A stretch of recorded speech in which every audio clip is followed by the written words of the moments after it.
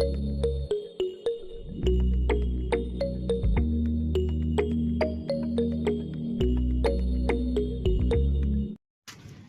yun, mapagpalang hapon mga kalangga, ng mga karosyel. Welcome again sa aking channel, PTV. At syempre may kasama ako. Ayan, aking kumari. Syempre mag-ayuda kami, magbisita kami sa isang beneficiary ngayon. Kay Joseph, naalala nyo sa akong beneficiary na nakaratay. Kumbaga, hindi na nakakalabas ng bahay. So, bisitahin natin mga kalangga. At syempre, salamat sa lahat ng minamahal nating supporters. Sa mga anonymous sponsor, maraming salamat po sa patuloy na pagsuporta niyo po sa amin sa mga charity works, especially sa Maglangga. Maraming salamat sa inyo sa patuloy na pagbigay ng blessing niyo po, no? At syempre hiling ko lang and sana siksik at tiglig pa ang bumalik sa inyo, no? Na blessing. So ito, sabahan niyo po kami, papunta kami kay Joseph mga kalangga. So yan mga kalangga, actually malapit lang to sa amin, pwedeng lakarin. At yan o, na ulan-ulan. Kasi may oras pa naman mga kalangga. Ma-date lang kami, syempre, paminsan-minsan. Permi na lang sa boulevard. Hindi naman. May iba naman ang ano. O, di ba? Kasi lagi kami sa boulevard, magkasama, nagdi-date. So dito naman kayo mag-date, mga kalangga. Actually ito yung maputik. Maano kasi maulan-ulan. Ito. Ito yung daanan sa amin. Ito to, papasok to sa amin mga kalangga. Actually nung bata pa ako, lagi ako dito. Dalas ako dito nung bata pa ako. Hindi pa to simentado. Ano pa to, puro pa mga kanipaan nung araw. At may fish pan dito na doon ako guli ng isda. O diba? So yan, patuloy tayo. Tuloy lang mga kalangga. Ito na. O diba? Ilang araw kasing maulan pa kaya alam niyo naman ang daanan ganito oh. Paratang ano, hindi pa talaga summer. Kapit na tayo mga kalangga. Samahan nyo kami sa pagbisita kay kalangga. Andito na kami sa kila Kuya Joseph. Like ko. Ito yung mga junakis. Pangilang kasanak ni Kuya Joseph? Panglima. O yan, panglima. Ayun si ate. Ikaw tayo, pangilang ka? Bunso ka? May asawa ka na? May asawa na. Ilang taong ka na? 21. Ito yung bunso ni Kuya. Ay, yes. So, ayan mga kalangga. May kaputin. Andito na tayo kala Kuya Joseph. Ay, may tulog. Ay, Kuya Joseph, kamusta? Sino tulog mo? Anak mo ta? Anak mo tulog? Sige lang, tulog siya. Huwag mo nang gisingin. So, yun o, mga kalangga. Andito na si Manoy Joseph. So, Manoy Joseph, kamusta? Yan, mabuti. Kamusta buhay-buhay? Ganun pa rin. Ganun pa rin? Ano, bugi pa rin? Pugi pa rin. Ha? Pagkukupas. Mapalag pa rin? Kamusta kayo ng bagyo? Lumikas kayo ng bagyo? Ako rin, sila, lumika. Sila, ikaw, dito ka? Lila to. Buti nga lang hindi tumaas yung bagyo. Ay, yung tubig. Yung bagyo. Kwan lang, hanggang, Oo. hanggang tuhod lang. Kaya kung nagkataon, ako, yari ka na. Oo. Hindi, kwan, may mga kaan. May pagpapatulong na lang, no? May mga lalay. So, yun, pasalamat tayo hindi tumasama. Kasi kung nagkataon, naku, lalangoy ka dito kay Joseph. May mga kasama man ako na kwan. May makasama ka man, no? Mga lalaki ko na. Mga apo mo na? Ha? Mga apo na pala yun kay Joseph ko. Anak ko yung isa. Yung isa anak mo, yung isa apo. Anak ng panganay mo yun? Hindi. Ganda ng ano nila Kuya Joseph, yung lutuan. Yan yung makalagda. Ito na. Di ba? Kailangan pang probinsya kahoy. Pag nagsasaing sila, nagluluto pa kahoy. Di ba? Oo, aga talaga. Probinsya, mga kalangga. So, asan si ate te? Hi kuya. Kung si malunggay. Nagkuha ng malunggay? Ulam nyo? Pang-ulam. Masarap yun kasi maulan-ulan ngayon. Hindi nga kami nakapagtinda ngayon kasi maulan. Sabi ko, walang man tao sa boulevard. Ngayon talagang kita, no? Mahina. Kahit nga kami, pag nagtinda, mahina talaga kasi ano. Saan kumuha ng malunggay si ate? Ayun na. Yan na pala si ate. Anong sahog nyo? Malunggay lang? Oo, sabi nga, kung gulay, gulay. Wala pang sahog. Kung sahog, sahog. Sahog. Oh, Wala di ba? pang sahog. Oo, kahit pa na gulay, kung gulay, gulay lang. Kung Isa lang sahog, yun. sahog lang. Gisa lang. Oo. Walang malunggay. Hindi ka mali. Pwede ko. Katungan na sa May tanim ako doon, kasantay mo na lang pag nagbubulaklak na yung malunggay ko doon sa bahay. para kalunggay. Sa Mga- DSW ako wali. Para kalunggay. Sa sa school, meron doon, paalam ko sa guard. Pwede doon. Pagpasok mo, pag naghahatid Ako ako. man magpahatag. Ayun na magbigay. Malunggay lang ano pa nila, habagay. Baka ginugulay din nila yan. Kung talagang gulay. Ito. Kamusta ang pakiramdam mo na Joseph? Ganun pa rin. Ganun pa rin, walang pagbabago. Pagpapago. Oo. May ininom ka pang gamot? May Sakit nga niyan. tinigilan ko muna pag inom. Inom ng gamot? Wala ko muna sa lumpas. Wala kang tinitik na herbal, ganun? Wala. Ayun mo makalangga si Manoy Joseph. Ang sakit niya talaga, gout, no? Lumala na ang kanyang gout kasi napabayaan. Ayan, kaya Ang bili halos may 10 taon siya dito, no? Si Manoy Joseph. higit na. 10 taon siyang dito lang sa bahay, bira makalabas. So, ayun. Wala ka tayo nakuhang gulayin. Sayang. Antayin mo na lang basta yung tinanim ko, may ilang 4 na puno ako nung malunggay tinanim ko sa bahay. Mga ilang buwan pa siguro yun. Makakagulay ka ng malunggay. Sabi ko nga, magulay kami malunggay kasi dahil makaawan si Kuya Mujus. Magano ka sana ng malunggay. Wala eh. So, nung bagyo, kamusta ka ba din nung bagyo? Nag-evacuate kami. Nag-evacuate kami. Dugan. Sa dugan mo Nag-evacuate ba? kayo? Dugan mo Saan butang. nag-evacuate? Sa Santa Remedios. San Carlos. Si Kuya Joseph, naiwan dito. Oo. Dito lang siya kasi kasama niya mga Ilita ko sa dugan mo Rio. Oo. Sige lang, ako na naman. kasama man niya mga anak niya dito. Ako Yan. naman yan, no? At pasalamat, habi ko si Joseph kanina, pasalamat tayo, walang masyadong, kasi kung nagkataon, lampas na naman dito sa nyo. Pasalamat ako kasi hindi nagdibang bahay Oo, namin. sakto lang yung hangin at yung hindi ba tayo pinabayaan? Hindi nakasan susugo na. Kuan. Mas bati yata ang linakasan eh. Pati doon, ang medyo malakas at sa ibang lugar. Hindi tayo masyado Ay, Joseph, yung darating na Pasko. Siyempre. So, yun mga kay Joseph, di ba, bare months na ngayon, di ba? Siyempre, may kahit pa paano, meron tayong mga inaasam na regalo o darating sa natin, kung ano man yun. So, malay mo, di ba, magpapasko na ngayon, bare months na magdi-December na, di ba? Ang December na. Ano yung sa mga kahilingan mo man ni Joseph, malay mo, may maantig tayong puso, kumbaga yung kahilingan mo, kahit ano pa, may yung tayong maantig na puso, may kakayanan na magbigay sa'yo. Ano lang, hiling ko lang kung may maawa, ang bigay ng wheelchair. Wheelchair. Oo. Bakit man ni Joseph wheelchair ang naisipan mo? Labas-labas, pamasyal sa Pasko. Yun lang. Ayun nga mga kalangga. Naintindihan ko si Kuya Joseph kung bakit wheelchair ang kanyang naisip. Yung nakaraan, di ba, nag-wish naman siya na Kaso nga lang, sa ngayon wala pa. Pero malamang ngayong bare months. Naintindihan ko si Manoy Joseph kasi alam nyo, mahigit 10 taon na po siyang dito lang sa bahay. Hindi nakakalabas-labas Tagal ng na. bahay. Mahirap sa sitwasyon niya yung ganyan. So paano yan, May Joseph? Nakaraan sabi mo, akala ng mga kapitbahay mo nasa abroad ka. Oo. Di ba? Oo. Kaya hindi na ako nakikita sa labas. Kaya hindi ka nakikita mga ilang taon. So, kamusta ang buhay abroad? Ganun pa rin. Ganun pa Kamusta ang rin. buhay abroad? Mabuti daw pag naka-upload siya. Halos 10 taon ka sa abroad. Kamusta naman naging buhay mo doon? Ganun pa rin. Ganun pa rin? Oo. Balik sa dati. Balik sa dati. Tayo, nag-abroad si May Joseph. Kamusta man? Matagal? Matagal nga, umuwi eh. Matagal mo eh. Anong bansa ka man ni Joseph? Sa Kuan, Kuwait. Kuwait. Ano tagal pala si May Joseph sa Kuwait? Oo. Ano naging trabaho mo doon? Sa Kuwait? Trabaho do welder.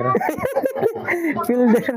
De, joke lang mga kalangga. Actually, akala kasi ng mga kapitbahay niyang iba, yung mga tropa niya, hindi siya nakikita kasi dati, nagpapadyak po yun si Manny Joseph. Tsaka, yun, ano? Sabi nga ng mga kawan niya, mga barkada niya sa pagpadyak, hindi daw niya nakikita.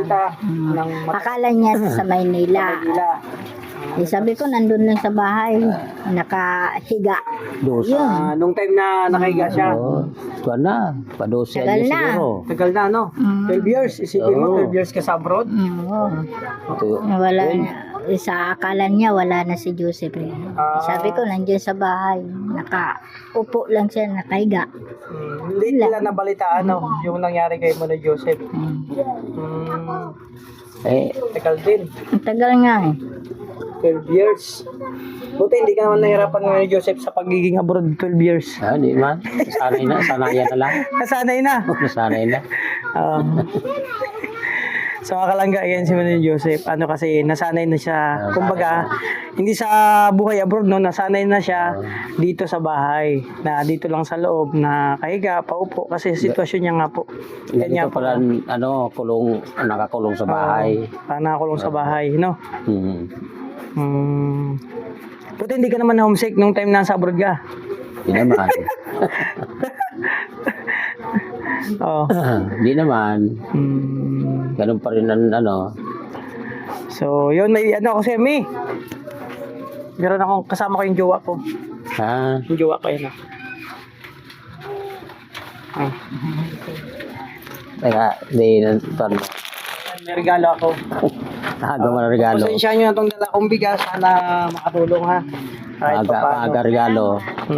Hindi lang yan. Malay mo, sa December, may siksik na liblib pang dumating sa inyo. Diba? Pasko. Pasensya na sa dala kong bigas. Galing yan sa mga minamahal nating anonymous sponsor. Ano masabi mo na Joseph na ipaagang pamasko ka ngayon? Salamat sa paaga na pamasko. Sana madagdagan pa yon. At yung kahilingan mo na wheelchair sana ngayong December. Sana ngayong December. May mantik tayong puso na makamit yung kahilingan mo. No, sabi nga yung kahilingan na yung dumating man o hindi, maging masaya tayo. Diba? Malay mo, may mantik tayong puso. Diba? Ikaw tayo, ano masabi mo sa paagang pamasko? Salamat naman. May maagang pamasko niyo sa amin. Yan, pasensya lang muna ha, kasi bira lang ako makadalaw sa inyo. Okay lang yun. Alam niya ata ang sitwasyon. Naghihirap. Hirap man ang buhay. Oo. Sunod-sunod ang bagyo. Ayun mga kalangga, ating nabisita at nakapanayam si Manny Joseph. Sa sitwasyon niya, actually, at totoo lang, isa si Manny Joseph ang dapat nating tulungan sa mga nagbabago sakit. Hindi pa nagbabago, no? Hindi pa. Ganun pa rin. Ganun pa rin. Pero halos may 10 taon ka nang lumalaban, no? Sa sitwasyon mo. Hirap na sinapay ko dito sa bahay. Ilang bagyo na dumaan. Ilang bagyo na nandito ka, no? Nandito ako. Hindi ako nag-evacuate. Talagang hirap na daming hirap na ko. Ulan, hangin. Mga kalangga, si Manny Joseph sa kalagayan niya, napakahirap na sitwasyon niya po na syempre sa mahigit 10 taon na siya ay nakikipaglaban sa kanyang sakit na gout. Actually, na yan, kumbaga akit na, no? Na talaga, akit na kasi hindi na nga po siya makalakad. Dito lang lagi siya naglalagay sa bahay. Kaya nga sabi ko, naunawaan ko yung kanyang kahilingan na wheelchair ngayong darating na Pasko. Pero sana may makapagpatupad, no? Kumbaga may matupad yung kanyang kahilingan. Kung hindi man, tatanggapin natin. No, nang maluwag sa puso natin. Importante, yun. Importante masaya si Manny Joseph. Kahit pa paano. Hindi ako nagbago. Talagang ganyan lang talaga, buhay. Yan ang binigay ng Panginoon. Opo. Kaya tanggapin na lang. Hindi natin alam kung pagdating ng gumaling ako. Oo, wala imposible. Basta magdasal lang. Walang imposible. Dasal lang. Malay natin, hindi lang yun ang dumating sa iyo, magising sa isang araw, yung pala gumagaling na ang sugat mo. Diba? Walang Oo. imposible. Kasi doon nga dati Palagi ako na nag-iip na nakakalakad na ako. palagi ka man ni Joseph na Oo. naginip na nakakalakad ka na. Kalakad na ako, nagpapadyak. Grabe. Paggising ko, ganun pa. Ganun pa rin. Malay nyo, yung dinaan muna sa panaginip ng may kapal, tapos darating ang time na yun mangyayari pa unti-unti. No, Yeah. basta wag lang mawala ng pag-asa. Sabi ko, siguro ko gagaling pa, makakalakad pa ako. Oo, wag lang panghinaan ng loob. Kasi lahat naman ng may solusyon, kumbaga. Ako lang naman may nito, ako lang may problema nito kung ayaw ko talaga makalakad. Oo, kung mahinang loob. Oo, sarili ko lang kailangan ako mismo ang gamot sa sarili ko. Pero nung nanaginip ka kay Joseph, nung pagising mo, ano man nasabi mo? Ano sa sarili mo? Iniisip ko, sa panaginip ko wala akong sakit. Oo. Nakalakad ako, nakakapadyak ako, nakakapagtrabaho. Di, pwedeng na lang, matulog ka lang. Pag gusto mong matulog na lang. Palagi ako naginip. Para sa panaginip, ganun ang gusto mong mangyari, no? Naginip ako ng isang gabi, nagtatanim daw ako ng palay. Kasi si Simon Joseph nagtatanim din yan dati, mga kalangga. Tracer. Nagtatracer din yung Sa traktor. Yun pala. Balik-balik yung panaginip ko niyan. Yung trabaho mo dati na ginagawa mo, no? Mga dati ko trabaho. Malay mo, mangyari ulit yan. Mangyari sa isang araw, mangyari yan. Di ba? Kaya, sabi ko may pag-asa pa ako. Siyempre, kumbaga habang nabubuhay, may pag-asa kay Joseph, no? Magmawalan. So sana ko. Bunso ko na sa babae. Ang bunso ko sa lalaki, yun sa... Ayan, nagkalituhan na sila, kung pangilan sa Angel sa anak. Ilan ba Kuya Joseph yung anak niya lahat? Po. 10. Hindi man masipag si Kuya Joseph. Kasi si Angel anak nila, nagkalituhan siya kung pangilan. Hindi pa ako nagkasakit, nadagdagan pa yun. Ay, oo, grabe. Kung hindi daw si Kuya Joseph nagkasakit, siguro ko nadagdagan pa yon. Yan ang masipag talaga, sabi ko sa inyo. So, may karga kasing bata. Ay karga, di makaano yan. Oo. So,